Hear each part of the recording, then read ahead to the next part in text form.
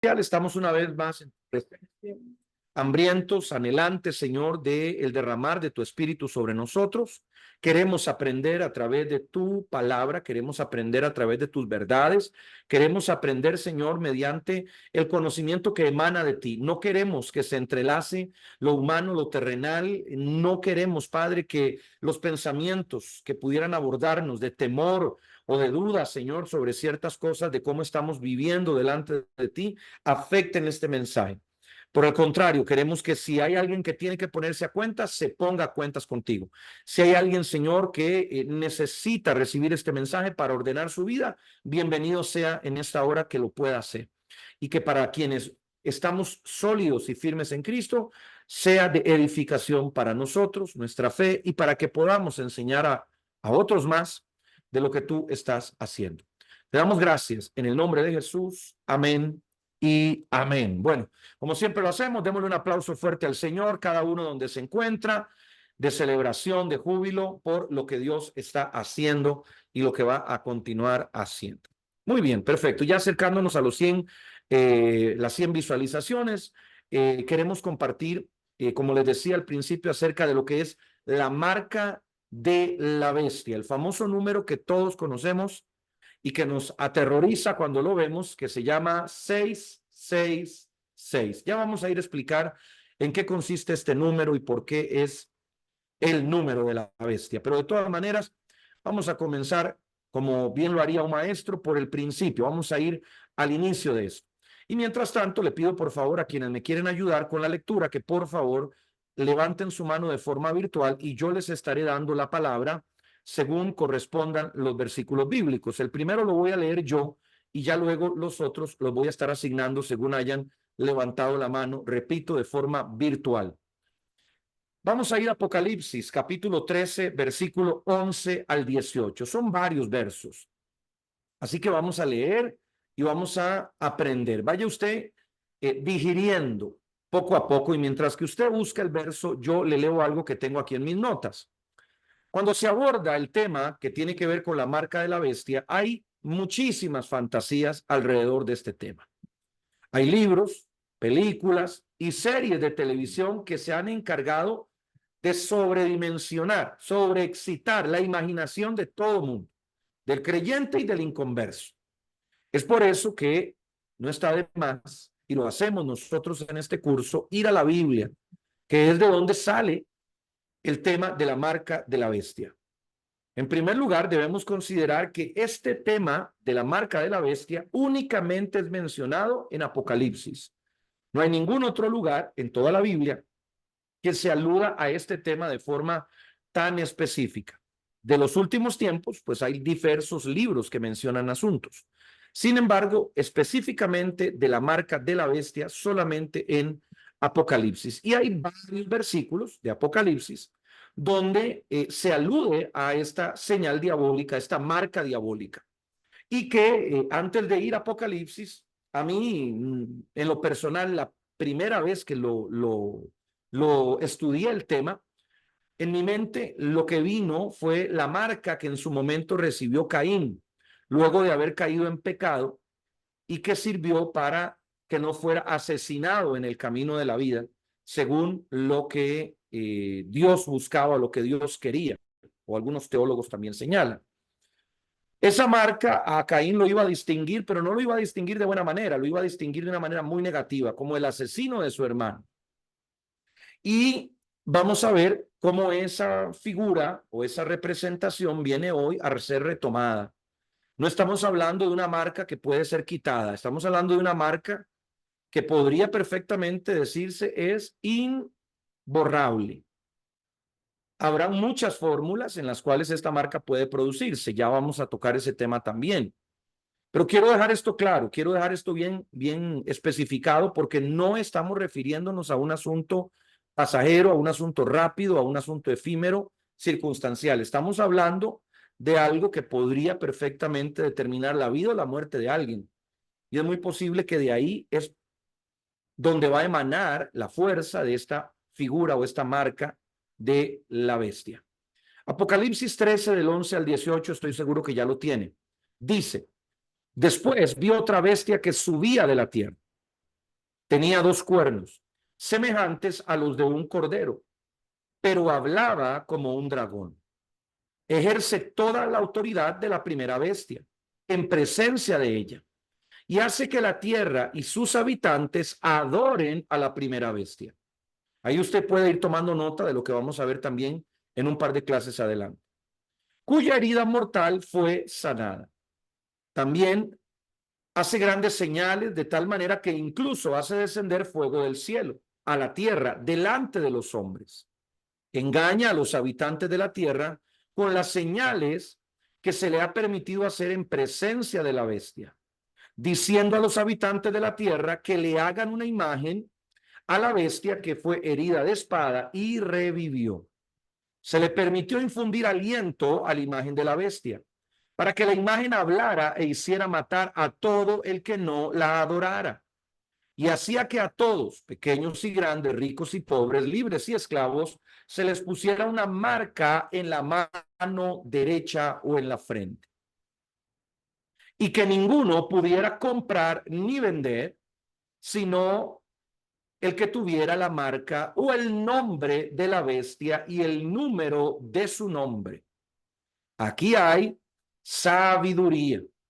El que tiene entendimiento cuente el número de la bestia, pues es el número de hombre, y su número es 666. Bueno, bastante clara, ¿no? La palabra y con muchas cosas interesantes para analizar. Creo que el punto de partida para poder referirnos al número de la bestia es plantearnos quién es el que moviliza esta idea, quién la propaga, de dónde es que surge la intención de ponerle la marca de la bestia a todas las personas. Ya sabemos, por ejemplo, que va a tener una referencia o una connotación económica, financiera, y lo dice muy claramente. Habrán algunos que no van a poder comprar ni vender si no es con la marca de esa bestia. Ya lo estamos viviendo con la desaparición del efectivo. Este es un proceso que prácticamente se ha dado de manera no espontánea, pero se ha dado de manera bastante natural y masiva. Hoy hay mucha gente que ya no anda efectivo en su bolsillo y aún así compra, aún así vende. Tenemos diferentes fórmulas, hay tarjetas de crédito, también hay transferencias bancarias, en algunos casos que ya muy poco se usan los cheques, pero sobre todo lo que se apunta en este caso es algo a nivel tecnológico que le va a obligar a toda persona que quiera transaccionar a hacerlo a través de esta marca. Si nosotros estudiamos a China, y les recomiendo que para estos temas ustedes puedan estudiar al gobierno chino, ya ellos tienen un gran avance y es enorme el nivel de aceptación hacia estos mecanismos. Creo yo que con obviedad, porque al ser sociedades no occidentales, al ser sociedades que no han sido permeadas por el cristianismo de una manera tan fuerte, es mucho más fácil para estas sociedades abrazar estos conceptos que parecieran tecnológicamente positivos, pero que claramente tienen una referencia espiritual de control, de dominio de un sistema sobre el individuo. ¿Ok? Entonces vamos a estudiar sobre lo que es la figura que promueve la marca de la bestia. Y precisamente, o precisamente no, y curiosamente no es la bestia.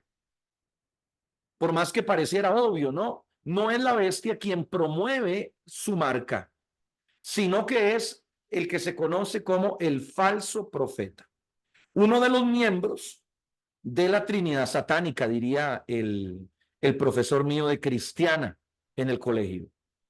Uno de los miembros de la Trinidad satánica, el falso profeta. Vamos a estudiar quién es esta figura. ¿Ok? Para que un culto se pueda mantener, se pueda desarrollar, no es suficiente con que exista un Dios. En este caso, un Dios falso. Es necesario que haya un sacerdote o, en este caso, una figura de un profeta que sea quien guíe, canalice, induzca a la población a adorar a esta persona o a este Dios. En este caso hablamos del anticristo. Entonces, el falso profeta es como decir, digamos, el paralelo del Espíritu Santo, guardando las enormes, gigantescas distancias. Podríamos decir que el falso profeta es un avivador del fuego de la falsa adoración. Es un promotor del espíritu del anticristo. El falso profeta no creo que se recluya solamente en una persona, sino será un movimiento que va quizás a tenerlo a él como su líder o como su vocero o como su máximo representante. Pero no será solamente un tema exclusivo de una persona, sino de un movimiento generalizado. Y este líder espiritual le va a dar sustento, o le va a dar, mejor dicho, el alimento, la gasolina, el combustible que requiere el culto hacia el anticristo. Sería muy raro, muy extraño, que de repente apareciera el anticristo y dijera, adórenme a mí. Habrán algunos que se lo van a aceptar, pero sería difícil. Es necesaria la aparición de esta, llamémosle, de esta figura alterna, esta figura paralela que a nivel espiritual es el falso profeta que venere, apoye, secunde a quien va a ser el anticristo. Y esto es un principio que no viene expresado directamente por el infierno. Esto es un principio de imitación, basado en lo que se experimentó con Cristo. Acordémonos que antes de que Cristo viniera, estuvo Juan el Bautista y él era profeta. Entonces, desde la perspectiva de, repito, el concepto de imitar, es muy posible que el falso profeta aparezca antes que lo que va a aparecer el anticristo. Y será como un preparador de caminos, igual como lo fue Juan. Sensibilizará a la gente sobre la necesidad de tener un líder, un Mesías, un Redentor, un Salvador. Y esa sensibilización va a ser tan fuerte que va a crear ese ambiente propicio para que la figura del anticristo emerja con más receptividad. Recuerdo alguna vez haber estado en Colombia en lugares muy complicados a nivel de guerrilla. No sé si esto lo compartí, pero bueno, lo reitero en todo caso. Y aprendí mucho acerca del comportamiento de los movimientos subversivos.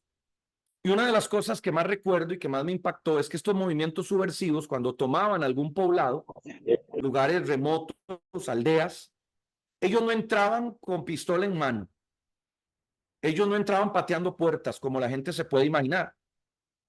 Según lo que explica la gente de esos lugares, es que la guerrilla, antes de entrar a un poblado, lo primero que hacía era enviar a un artista, fuera un poeta, un trovador, y esta persona durante varios días deambulaba en la plaza central de la aldea del pueblo.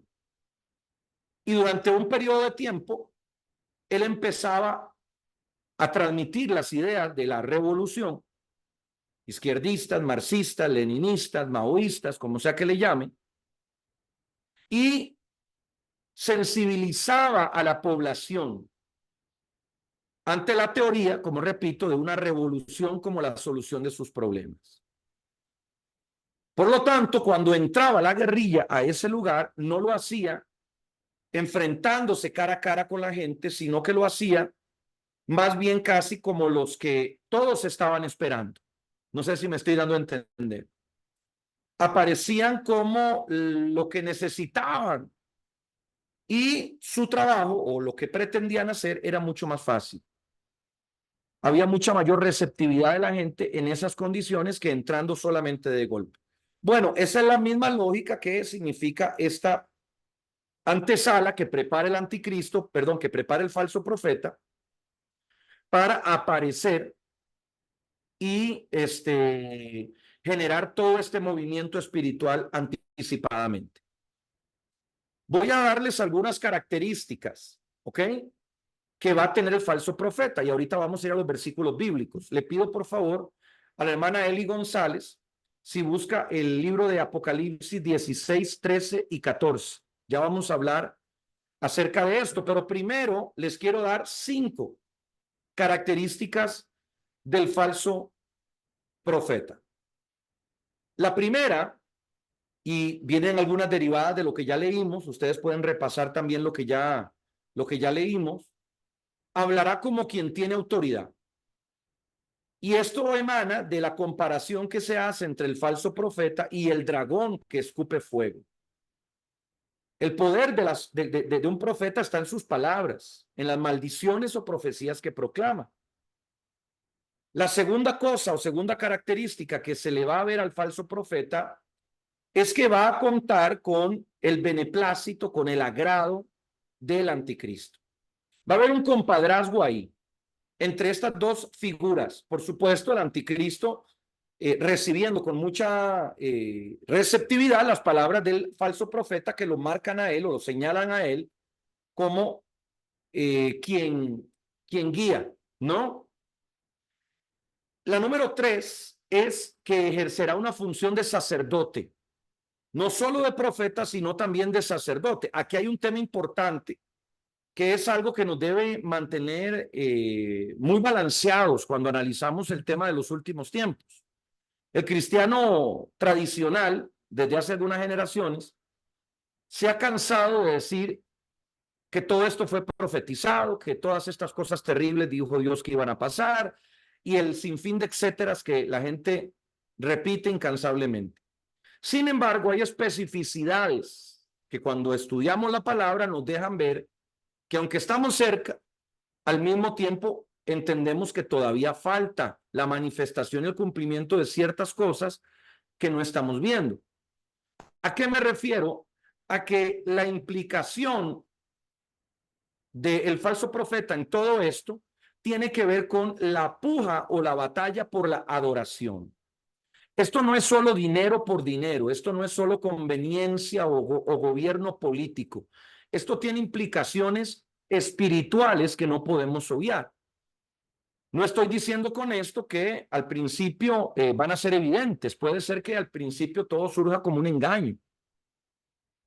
Pero luego, en la medida que se va desarrollando el ministerio, si cabe la palabra, del falso profeta, también se van a ir observando las razones de por qué aparece el falso profeta en la escena. Y como repito, la principal de estas razones es atrapar la adoración del ser humano que debería ser solo para Dios y enfocarla en el anticristo. Ese es el objetivo. Entonces, la marca no solo tiene que ver, repito, con dinero, sino con darte a ti la oportunidad de algo a cambio de que adores, a cambio de que reconozcas, a cambio de que te sometas al sistema o al gobierno en cuestión.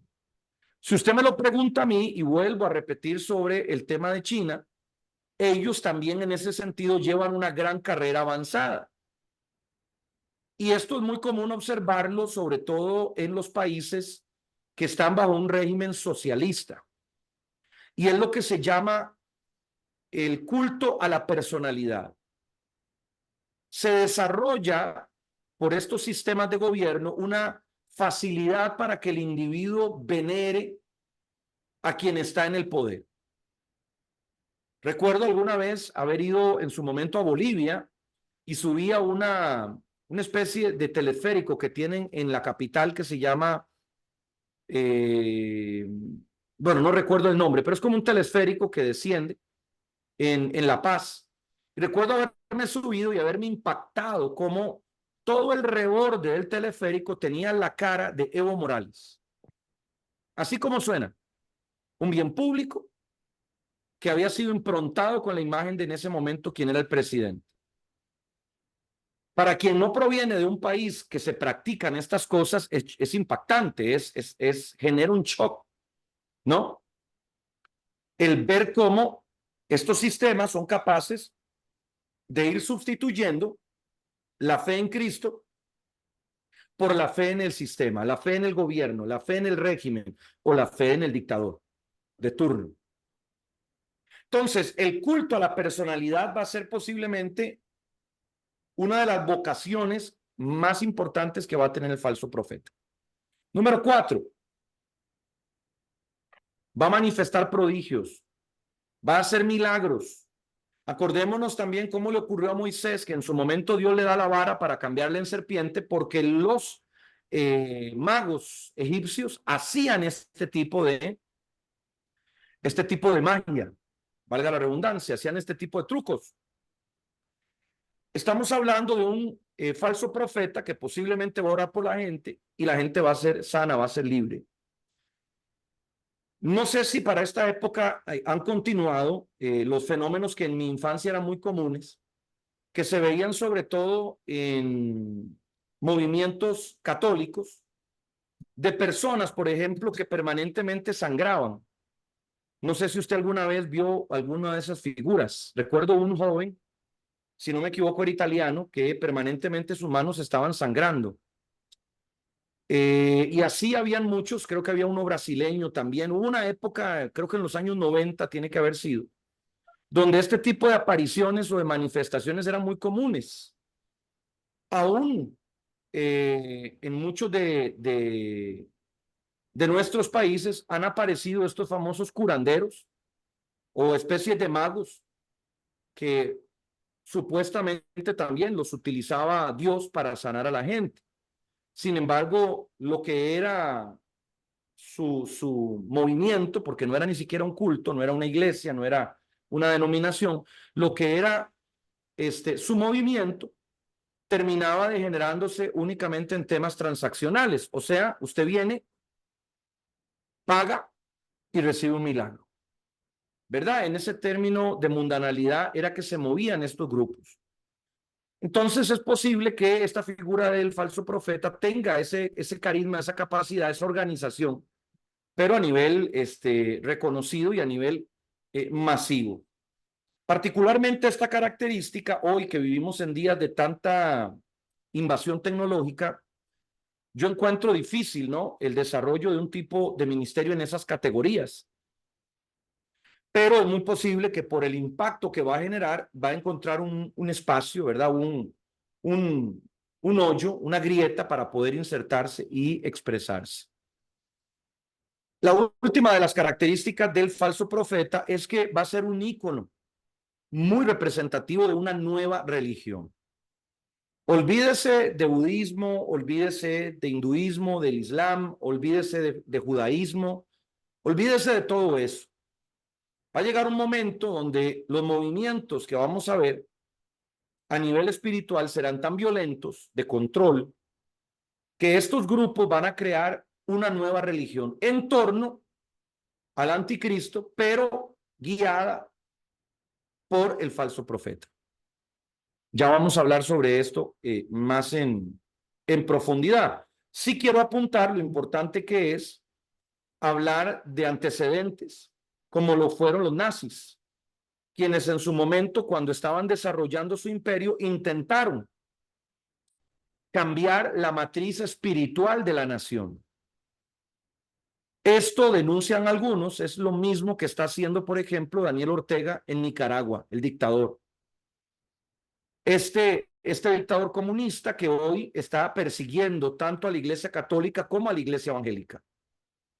Y está haciendo prácticamente imposible la práctica de cualquier religión que no sea avalada por el Estado. Entonces, cuando usted amarra una cosa con la otra, lo que termina haciendo es poniendo la religión al servicio del Estado. Ese es el fin.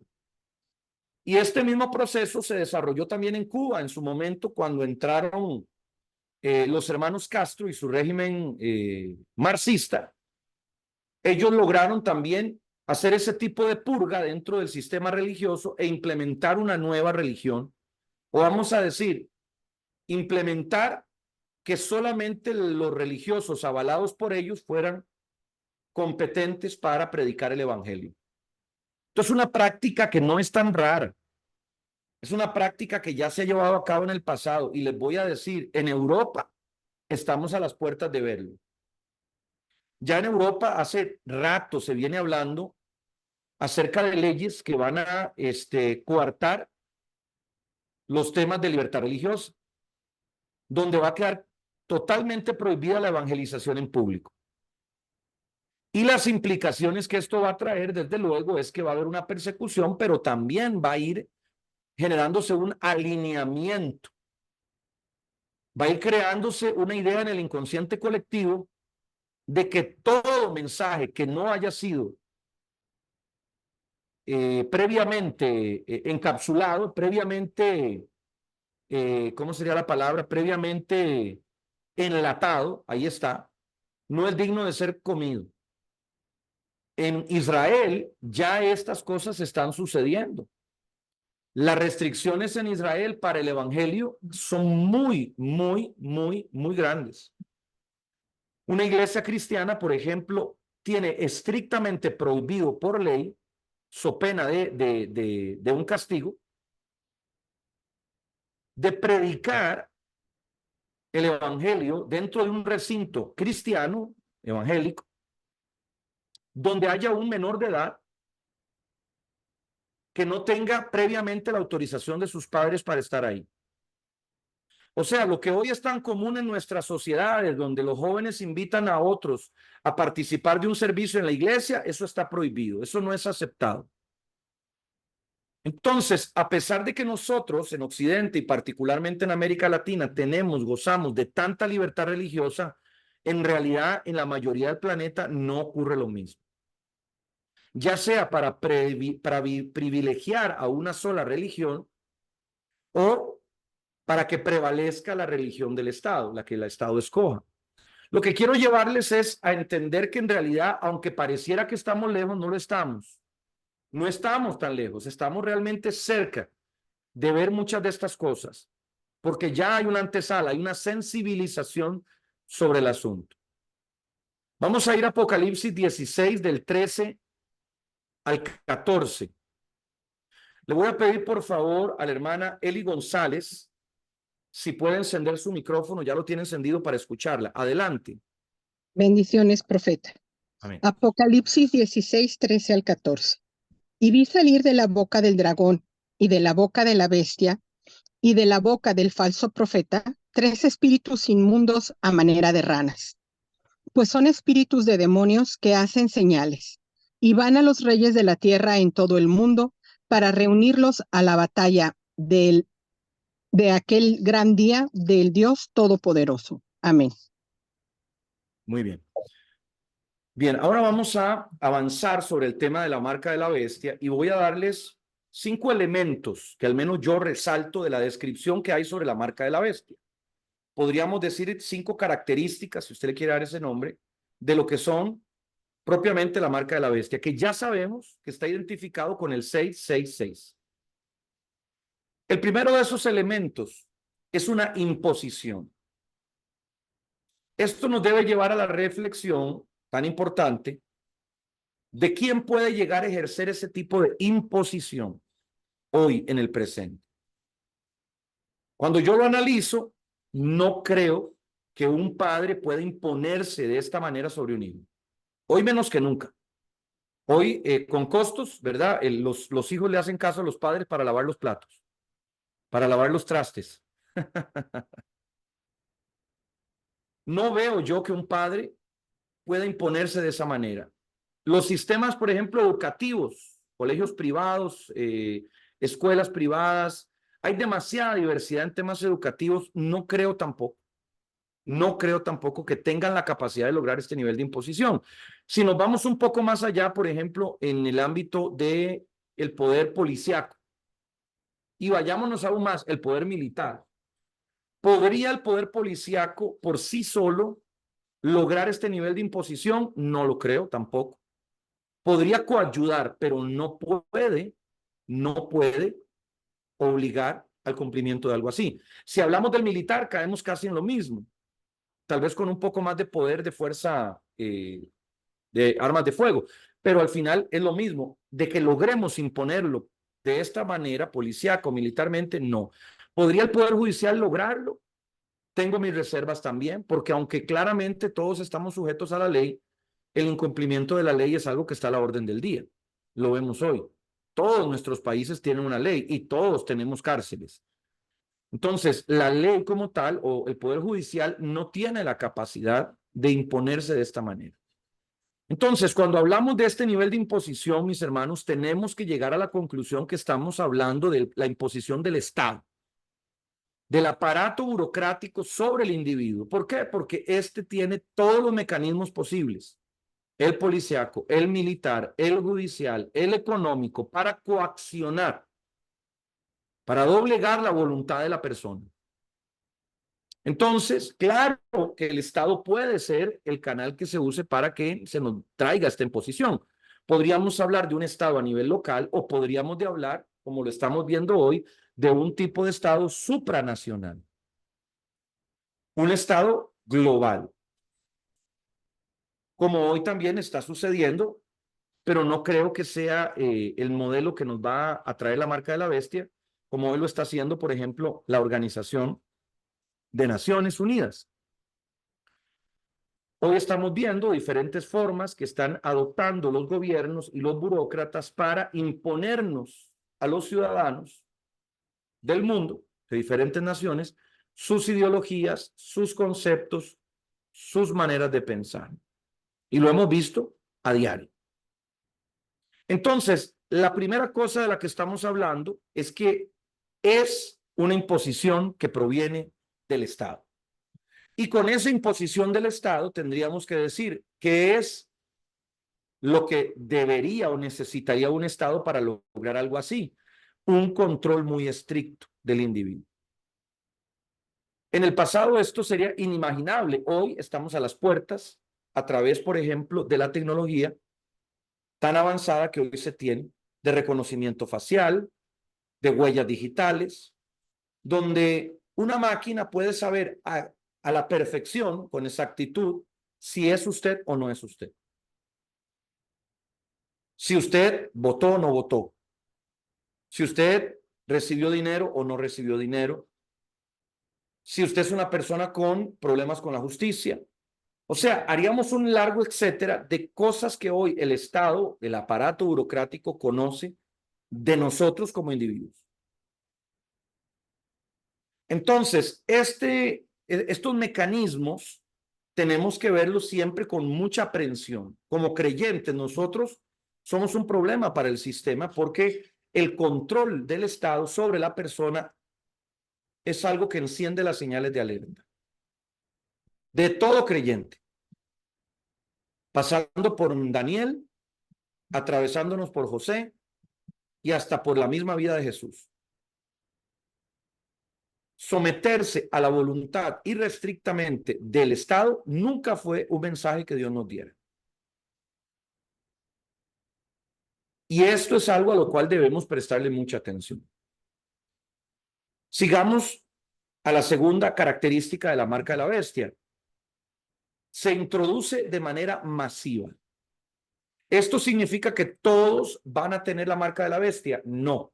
Significa que se va a crear una nueva sociedad con los que están dentro y una sociedad ajena con los que están afuera.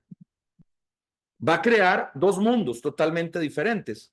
Creo que en algún momento cuando enseñaba yo les ponía el caso que vivió Abraham, que él vagando por lugares distintos era observado a la distancia por los cananeos que estaban amurallados. Y entre los diferentes diplomáticos egipcios y cananeos de la época de Abraham se discutía sobre la presencia de estos personajes, a los cuales hasta se les asignó un nombre particular que aludía a su comportamiento nómada. Eran personas que no les gustaba vivir dentro del sistema. Aún nosotros nos vamos a encontrar muchos de estos casos, principalmente en la Biblia, principalmente en los descendientes de Jetro. Yo tengo un mensaje sobre ese tema. Si usted lo ha escuchado, sé que sabe a lo que me refiero. Y cómo el linaje de Jetro acompaña a Israel en el periplo por el desierto, pero no se mezclan con ellos, no se entrelazan. Y esto genera que en el momento que Jerusalén es invadida por los babilonios, todo este grupo de gente que se había prometido no beber vino ni construir una casa, estaban listos para entrar a la ciudad, pero porque habían estado fuera de la ciudad. aún estudiando a nivel sociológico el impacto que tuvo la figura del profeta Elías, uno se encuentra que la representación del profeta en ese momento, en esa época, tenía que ver o se le comparaba con una especie de ermitaño, una persona que no convivía como los demás en la civilización, sino que pasaba en cuevas, como le tocó a Elías, en desiertos, como le tocó a Juan, ajenos completamente a lo que ocurría dentro. Esos días están regresando, esos días se están volviendo y cada vez va a ser esto más fuerte.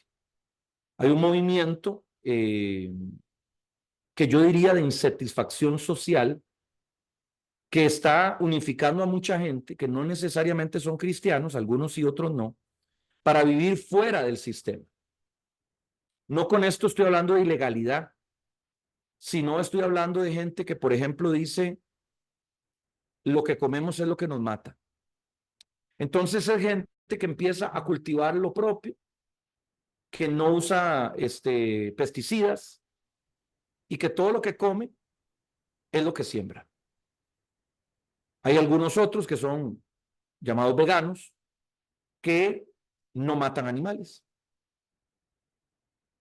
Creen en el especismo, ¿verdad? Que todas las especies tienen el mismo derecho a vivir. Pero luego usted también va a encontrar gente que dice, yo no confío en el Estado, porque es un Estado represor, un Estado policíaco.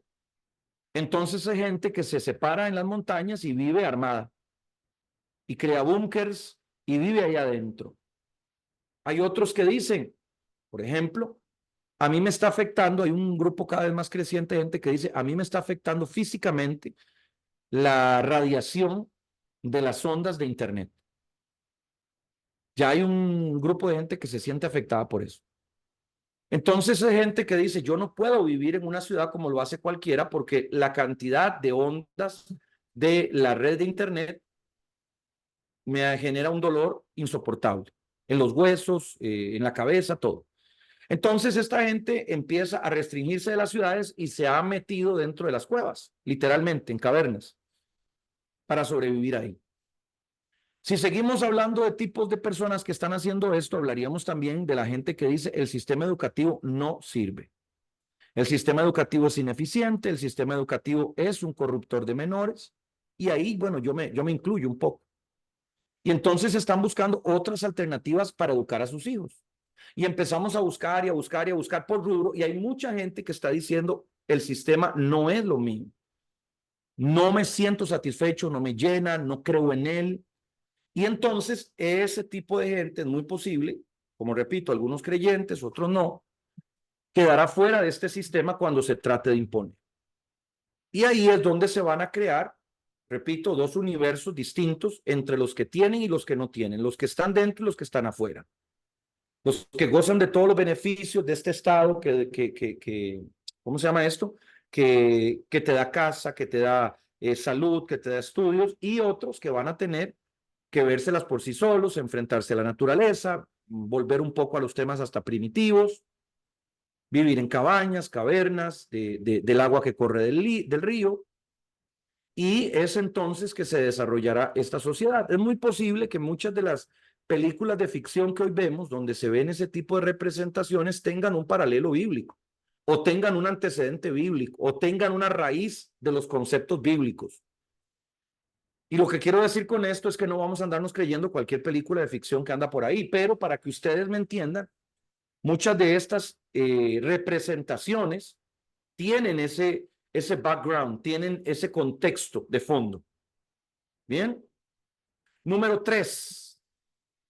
El tercer elemento que tiene que ver con las características de esta marca es que va a permitir, esto me parece importante, que va a permitir que las personas sean rápidamente identificadas. Por eso es que van en la mano y en la frente, porque ambas son posiciones o lugares de fácil acceso en el sentido visual, sobre todo el de la frente, ¿no?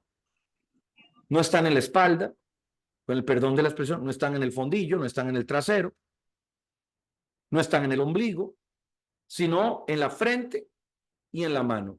Algo visible, algo que rápidamente me permita saber quién eres. Y en parte eso es lo que más va a utilizar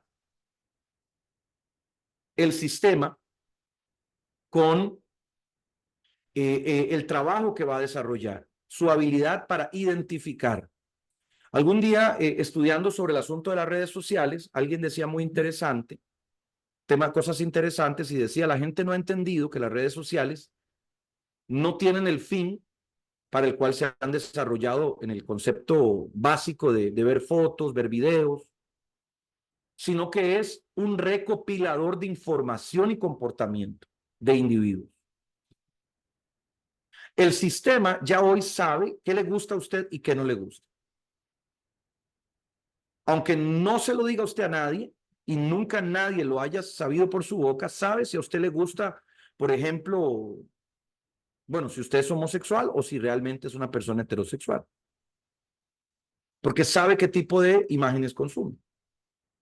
Sabe si usted es una persona de estrato alto o estrato bajo porque sabe qué tipo de compras usted realiza en Internet. Sabe si usted es una persona propensa a cierto tipo de vida saludable o si es una persona que no tiene una vida saludable.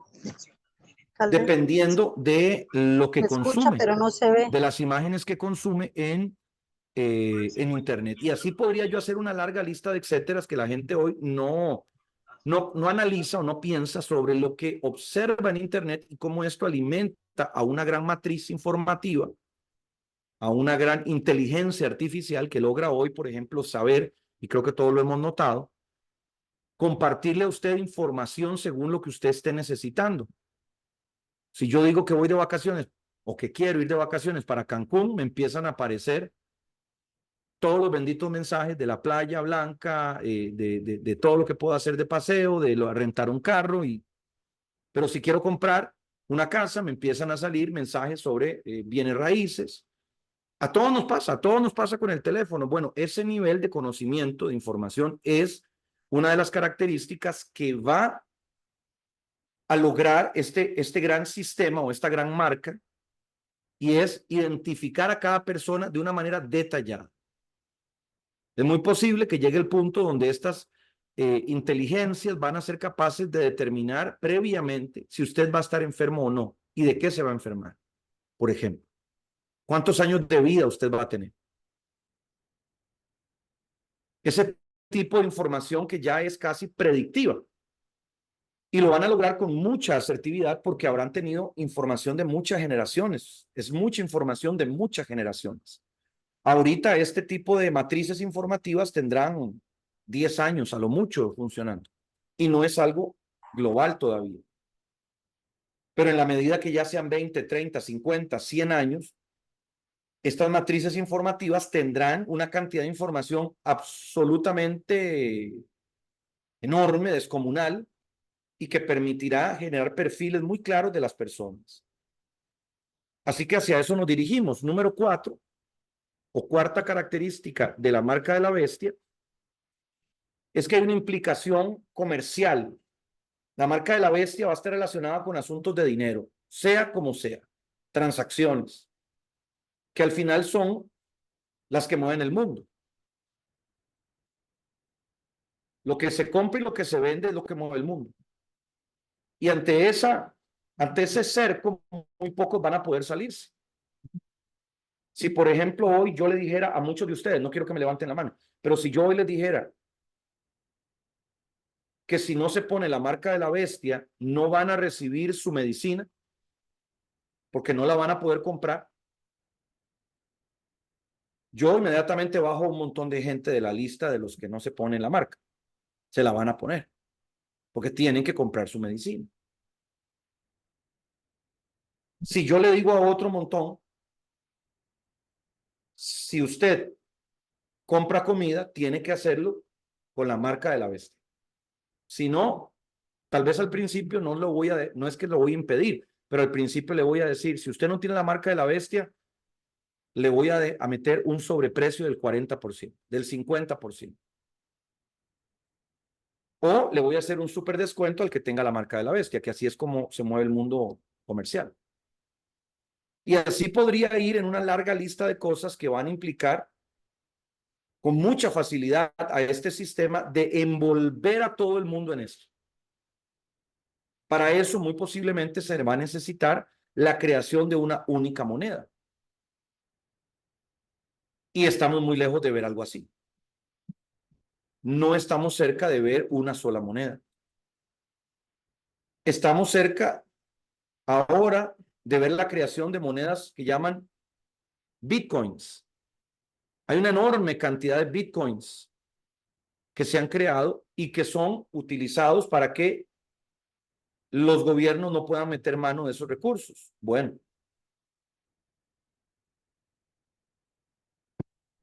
entonces, aunque pareciera que estamos cerca, al mismo tiempo no. Aquí alguien escribe y dice algo interesante y dice cómo estos gobiernos que señala la hermana, como Nicaragua, como Cuba, como Venezuela, a las personas que les dan bonos o beneficios, cupones, dinero, el Estado se los da, los mete en un registro muy estricto de información para que se sepa claramente quiénes son los beneficiados de. Y mañana, pues, el gobierno sabrá para qué usa esa información, pero muchas veces es para que esa gente se vea forzada a movilizarse en favor del Estado. En esa misma lógica es que se van a mover todos estos movimientos que tengan que ver con el anticristo. El quinto punto sobre las características de la marca de la bestia es que ésta se vincula con el número 666. Y aunque creo que todos hemos imaginado que la famosa marca va a tener esos números, a mi criterio más pasa por un asunto de lo que implica el número. Vamos a decir, el 6 como tal es número de hombre, porque el sexto día el hombre fue creado. Entonces, siempre en la Biblia el número 6 tiene que ver con humanidad, con naturaleza carnal, aún con pecado. Al hablar de una repetición de 3 veces el mismo número, lo que nos está diciendo es una afirmación, una consolidación de esa representación humana, de esa figura humana, que de su mejor representante, de su mejor expositor, es un Estado, un gobierno, un sistema humano en la tierra. ¿Y por qué 3 veces también? Bueno, por la representación de las figuras, como yo decía, que antagonizan al Padre, al Hijo y al Espíritu Santo. Entonces es como crear un espejo de sombras de lo que Dios hizo, de lo que Dios estableció a través de la figura del 666. Porque cada una de estos personajes, sea el anticristo, sea el dragón o sea el falso profeta, cada uno de estas figuras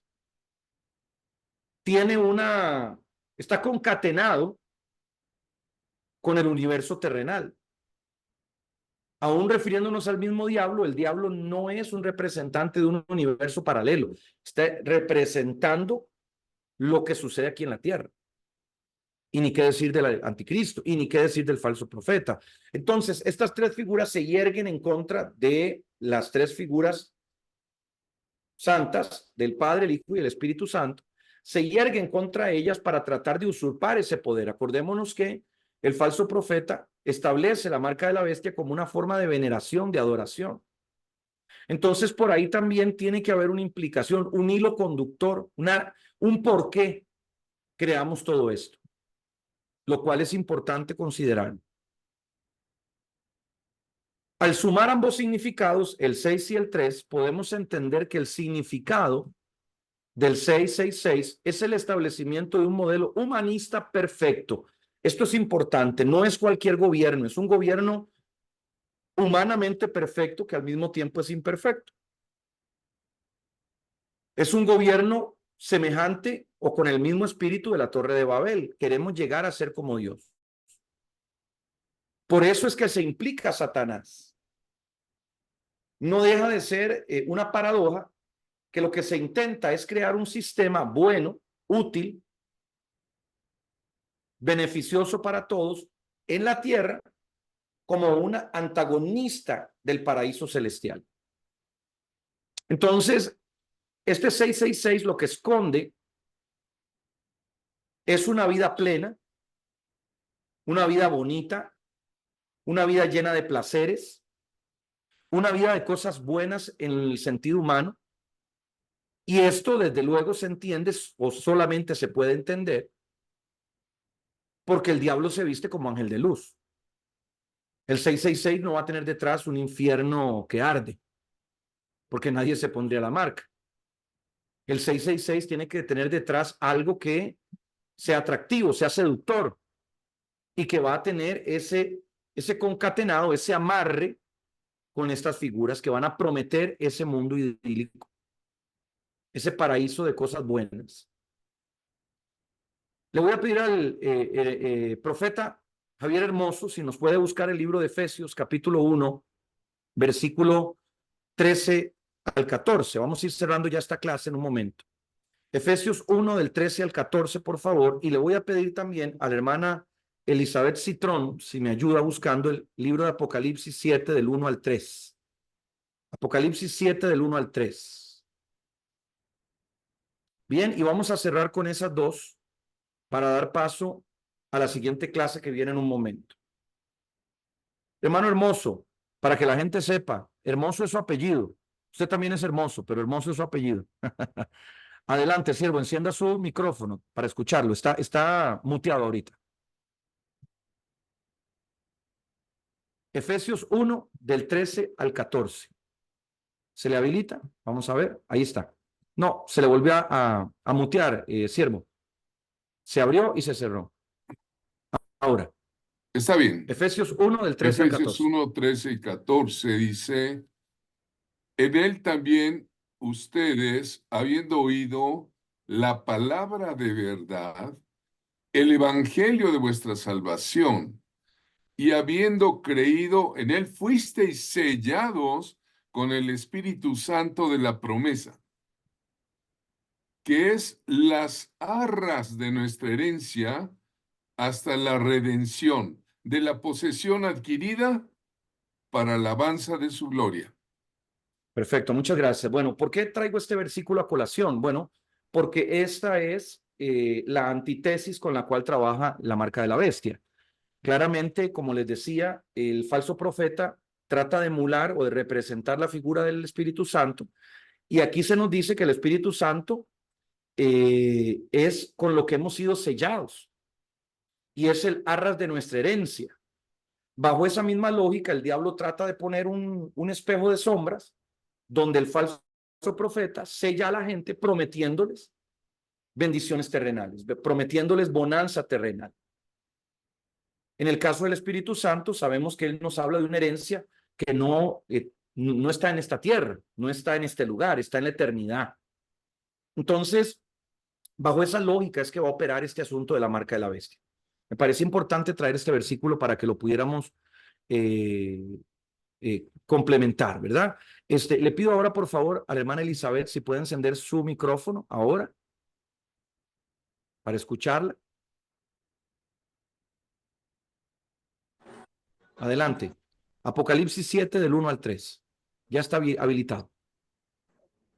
Apocalipsis 7, del 1 al 3, dice, después de esto vi a 4 ángeles en pie sobre los 4 ángulos de la tierra, que detenían los 4 vientos de la tierra, para que no soplase viento alguno sobre la tierra, ni sobre el mar, ni sobre ningún árbol. Vi también a otro ángel que subía de donde sale el sol, y tenía el sello del Dios vivo, y clamó a gran voz a los 4 ángeles, a quienes se le había dado el poder de hacer daño a la tierra y al mar, diciendo, no hagáis daño a la tierra, ni al mar, ni a los árboles, hasta que hayamos sellado en sus frentes a los siervos de nuestro Dios. Perfecto, buenísimo. Bueno, aquí lo que estamos observando son dos cosas. Por un lado, la intención del cielo, y por otro, la intención del infierno o de las tinieblas. En cuanto a lo que vendría a ser el reino de la oscuridad, lo que busca al crear este sello, esta marca, es también darle un sentido de pertenencia a mucha gente que sea adversa a Dios, que antagonice a Dios. Hoy tenemos una cantidad pavorosa de gente que ama ser blasfemo, que le gusta ser blasfemo. Obviamente son algunos que se proclaman ateos y otros abiertamente satanistas. El pulular de este movimiento es impresionante. Cuando yo recuerdo mi época de colegio, era algo que todavía se veía como escandaloso. Hoy no, hoy está normalizado. La gente que blasfema contra Dios y que en su burla, en su actitud socarrona, dicen que van para el infierno, o que quieren ir al infierno, o que Satanás es su Dios, y bueno, cuántas palabras se puedan mezclar entre eso. Algunos lo hacen en broma porque no creen que el infierno exista. Algunos lo hacen a manera de puya, ¿verdad?, hacia la fe cristiana. Y otros que quieren irse para el infierno. A ese mundo, la marca de la bestia les va a servir como una manera de afirmación. Y algunos van a verse hasta estimulados para tener la marca con la intención de que sean separados del resto. Así que atención con eso. Y por el otro lado, así como Dios en su momento habla del Espíritu Santo, en este caso habla de los siervos y habla de las frentes de los siervos. No sé si será exactamente a lo que Dios se refiere, creo que es algo simbólico, pero ya es mi opinión personal. Sin embargo, sí está hablando de que hay un tiempo, un proceso en el cual Dios va a estar procurando sellar la frente de sus siervos. A mi criterio, esto es un proceso de prueba.